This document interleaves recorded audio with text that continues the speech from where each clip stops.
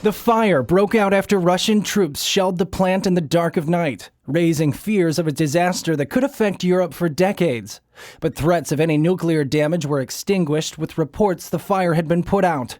The reactor unit wasn't damaged, and no change in radiation has been recorded so far. Still, nuclear safety experts warn that waging war around such facilities could mean extreme risks. Ukraine is surrounded from all sides. Warships loom on the Black Sea, threatening the city of Odessa, while inching closer to strategic southern port cities, this after taking its largest prize, Kherson. The fighting remains intense. In Mariupol, civilians take the brunt of Russian aggression.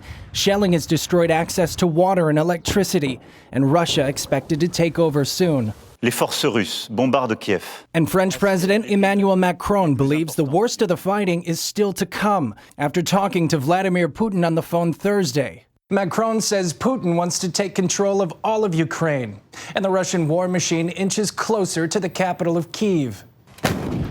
But Ukrainians have been fighting back with the help of key weaponry from countries like the United States, sending hundreds of Stinger anti-craft missiles capable of shooting down helicopters. The Stingers can be used in a so-called shoulder-launched mode. They are infrared-guided missiles that don't have quite the range or altitude ceiling of a radar-guided missile, but they do have the ability to essentially be stealthy. Michael O'Hanlon, senior fellow at the Brookings Institute. They just need their own passive infrared detection system to hone in on a target. So if you're standing on the ground and you've got one of these Stingers, and it's just a small team of Ukrainians who could do it, you can launch at the airplane and it's sort of fire and forget, and the Russians won't even know what's coming. Yes! Yes, блядь! Два! Another weapon helping Ukrainians on the ground, the Javelin. Similar to a Stinger, but aimed at destroying Russian tanks. And, you know, with the extent of the road network right now in Ukraine and the amount of conditions that tend to prevail this time of year with snow and then soon mud, the Russians can't easily move off the roads. So if they're moving down predictable locations, predictable arteries, and then the Ukrainians can range up and down those roads with Javelin weapons, they can take out a lot of vehicles. I think that's part of why we're seeing this, you know, infamous 40-mile-long Russian convoy near Kiev struggle so much to move southward. It's just got these kinds of obstacles and weapons up against it. Civilians have their own weapons. CBN's George Thomas in Ukraine shows how people can make and use what's called a Molotov cocktail. You have gasoline, petrol in here, an oil base. They said pineapple a little bit, and this is the fuse. You light this sucker right here. You light this, and you basically throw this at a tank. And the idea is that you throw it, you aim the bottle, the Molotov cocktail, kind of around the engine and the chains of the tank.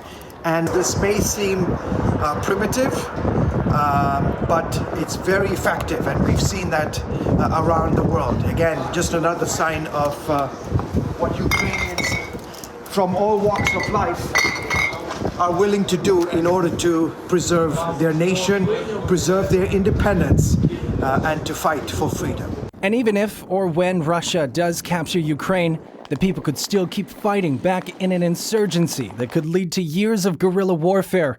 That could pose a massive problem for Putin. He's made a big mistake, and he's got to find some way to minimize his exposure, because otherwise he could have the same kind of saga in Ukraine that we had in Iraq or Afghanistan, or worse. Brody Carter, CBN News.